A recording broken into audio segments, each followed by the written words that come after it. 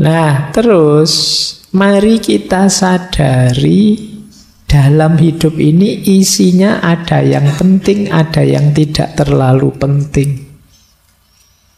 Tidak semuanya harus diutamakan. Kita nikmati saja. Kadang-kadang ada hal sepele, hal tidak penting, ya tidak apa-apa, kita nikmati saja. Itu namanya kita sadari masalah hidup ini ya, tapi juga yang tidak terlalu penting jangan terlalu dipentingkan. Biar tidak terlalu sibuk kita.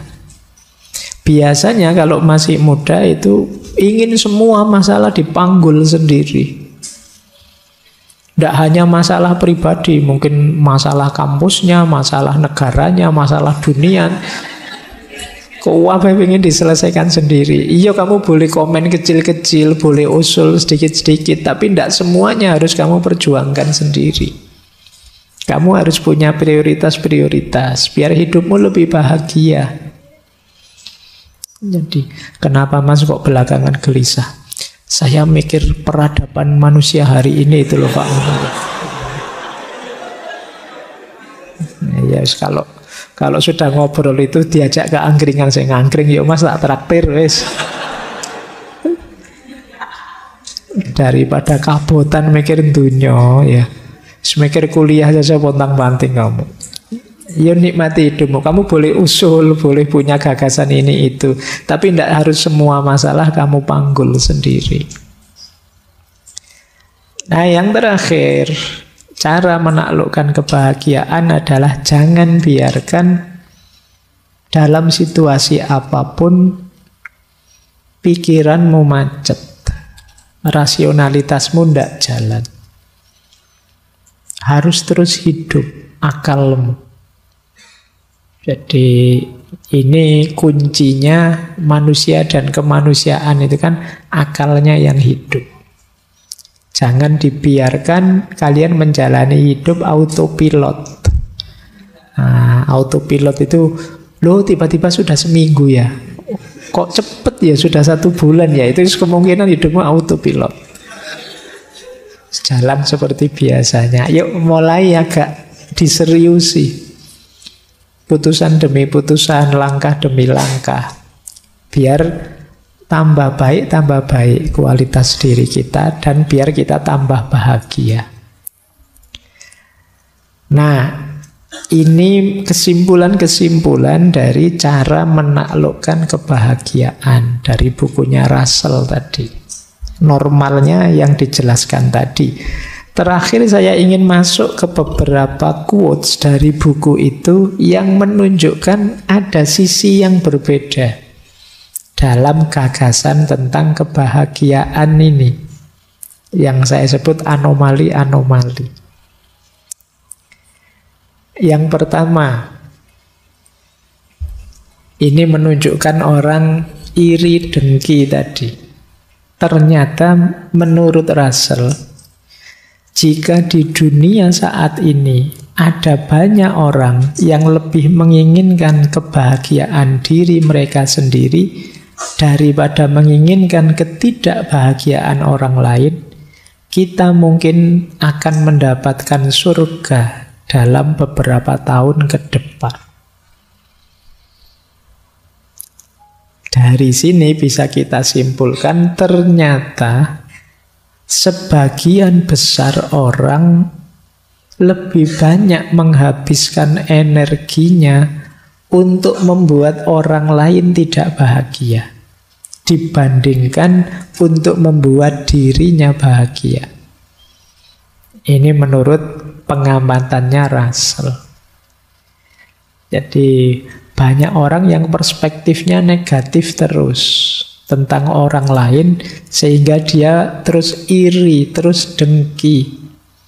Dia tidak rela kalau yang lain dapat kenikmatan, sementara dirinya tidak, karena dia ingin lebih tinggi terus, lebih tinggi terus. Orang yang mindsetnya kompetitif tadi, yang dipenuhi rasa iri tadi, yang ada di pikirannya kan gimana caranya rivalku, sainganku, musuhku tidak bahagia. Dia tidak mikir gimana caranya saya bahagia, yang dia pikirkan gimana caranya orang lain tidak bahagia. Oh, itu mindset seperti ini banyak kita temukan di medsos mungkin, termasuk apalagi menjelang tahun 2024. Itu banyak yang cara berpikirnya begini, gimana caranya rivalku tidak bahagia? Entah dengan cara apa, kadang-kadang bikin berita-berita bohong, hoax-hoax dan lain sebagainya. Ini jenis anomali. Kalau semua orang berpikir gimana caranya saya bahagia, kata Russell, tidak lama lagi dunia ini kayak surga. Isinya orang-orang yang bahagia, ya orang bahagia itu berarti orang yang bersyukur. Nah, cuma ini mimpinya Russell, ya sulit sih. Orang itu kecenderungannya memang agresif, iri, dalam dirinya ada nafas namanya sabu'iyah. Ingin selalu menyerang dan menjatuhkan yang lain. Baik, anomali pertama ini. Coba kalian renungi ya. Semoga yang hadir malam hari ini tidak ada yang di sini. Tidak ada yang mikirnya hanya jatuhnya yang kalian benci. Dalam bidang apapun. Kalian ingin maju boleh, tapi semoga tidak dengan cara menginjak dan menjatuhkan yang lain. Kalian ingin menang baik-baik saja, tidak apa-apa, hebat, tapi tidak dengan cara merusak dan menghancurkan yang lain. Hebatlah dan menanglah bila perlu dengan mendukung dan menaikkan yang lain. Anomali pertama ini tentang kebahagiaan. Anomali kedua, ini lanjutannya. Menurut cermatannya Russell lagi, beberapa orang hanya bisa bahagia dengan membenci orang lain, bangsa lain, atau kepercayaan lain. Ini kalimatnya Russell ya. Semoga kita juga tidak di sini. Jadi kayak tadi, Pak, memang bahagia saya itu ya kalau membenci orang, atau membenci kepercayaan lain, atau membenci bangsa lain. Ya ini tentu saja bukan kebahagiaan. Ini kalau bahasa Jawa jenis angkara murka yang seperti ini. Isinya kebencian saja. Jalur bahagia itu jalur cinta, jalur kasih sayang dan semangat tadi, bukan jalur kebencian. Kebencian lewat jalur manapun tidak akan membuahkan kebahagiaan dalam bentuk apapun. Kalian boleh suka dengan atau tidak suka sesuatu, setuju atau tidak setuju sesuatu, tapi semoga bukan membenci. Karena kebencian betapapun sifatnya negatif. Emosi yang tidak hanya merusak yang kita benci, tapi juga merusak diri kita sendiri yang membenci. Ini yang disebut anomali. Kalau ada orang merasa, saya bahagianya ya kalau mukuli orang, Pak. Saya bahagianya ya kalau menghancurkan orang, Pak. Itu pasti bukan kebahagiaan. Mungkin kesenangan sesaat yang nanti efek negatifnya akan kita nikmati di fase-fase hidup selanjutnya. Berarti bukan kebahagiaan. Anomali kedua. Anomali ketiga. Kata Russell begini, saya menemukan sesuatu yang aneh. Setiap kali saya bicara dengan orang yang terpelajar, saya merasa yakin bahwa kebahagiaan itu tidak mungkin terjadi. Namun ketika saya bicara dengan tukang kebun saya merasa sebaliknya. Nah, kenapa bisa begitu? Ya biasa sih, kita juga tahu kadang orang pinter itu suka membuat rumit hal-hal simpel. Barang yang sederhana saja terus dibikin jelimet, jadi ruwet, jadi membahas kebahagiaan yang simpel, jangan iri, penuh kasih sayanglah, bekerjalah, itu kan sederhana sebenarnya. Tapi terus dibikin rumit, dibikin ruwet, akhirnya wah apa ya bisa bahagia saya dengan konsep serumit itu. Tapi begitu ngobrol dengan tukang kebun, kata Russell, kok rasanya gampang, bisalah kita bahagia. Coba ngobrol dengan orang biasa-biasa itu. Target-target hidup yang membahagiakannya simple, tidak jelimet. Kalau kalian ditanya, Gimana caramu bisa bahagia? Wah, saya ingin jadi manusia yang bisa eksistensinya berkontribusi pada kehidupan baik di level vertikal maupun horizontal. Di mana? Itu cek rumit wong cuma pengen seneng saja kok. Dirumuskan senjelimet itu. Itu yang membuat Russell ngomong pengen bahagia, kalau ngobrol sama orang pinter malah jadi rumet. Sudahlah sama tukang kebun saja simple, sama teman-teman nongkrong pinggir jalan itu lebih simple, gampang. Tidak terlalu dirumit-rumitkan teori. Makanya dia nulis buku ini buku tidak untuk kalangan terpelajar. Mungkin khawatirnya kalau ketemu orang terpelajar terus didebat. Tidak jadi bahagia, jatuhnya debat akhirnya. Oh masa iya begitu, nggak cocok dengan teorinya filosofi ini, filosofi itu, ruwet wes. Nggak jadi bahagia akhirnya.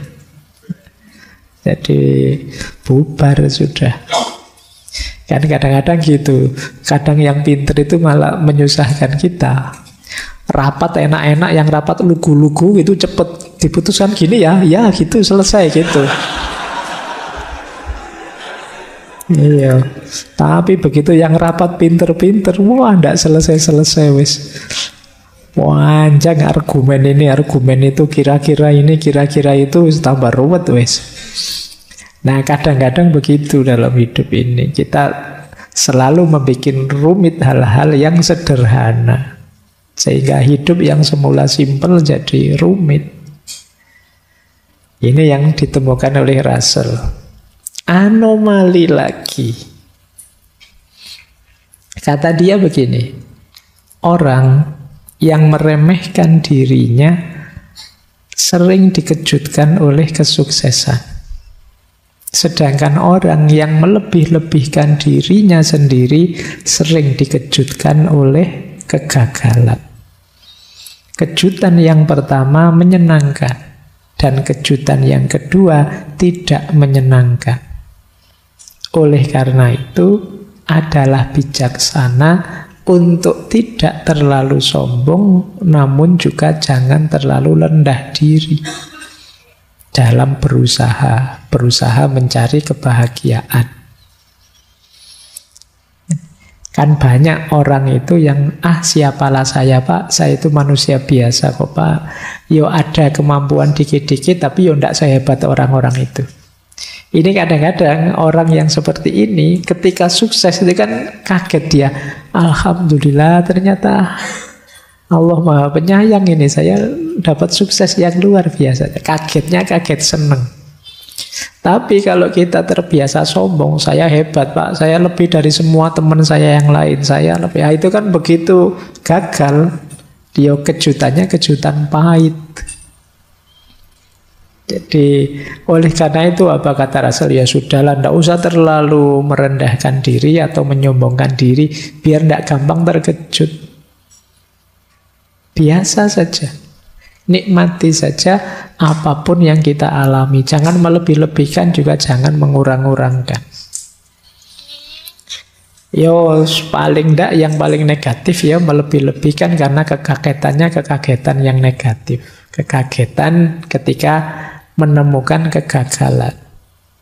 Ini anomali dari Russell ketika melihat ternyata banyak orang yang sikapnya keliru untuk merancang kebahagiaan. Ada yang terlalu meremehkan dirinya sendiri, ada yang terlalu membesar-besarkan dirinya sendiri.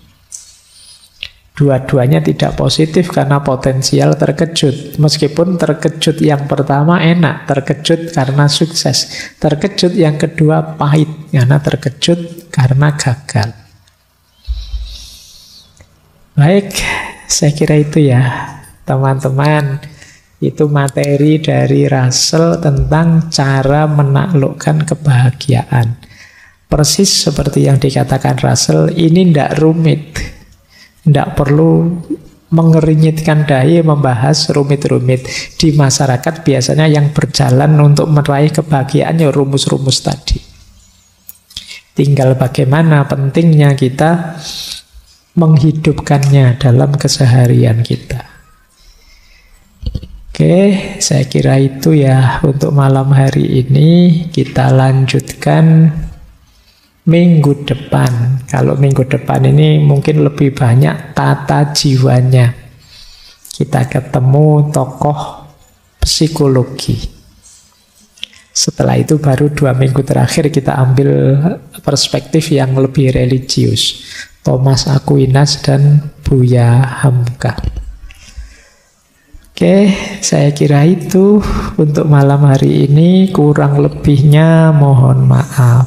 Wallahul muwafiq, wallahu a'lamu bissawab. Wassalamualaikum warahmatullahi wabarakatuh.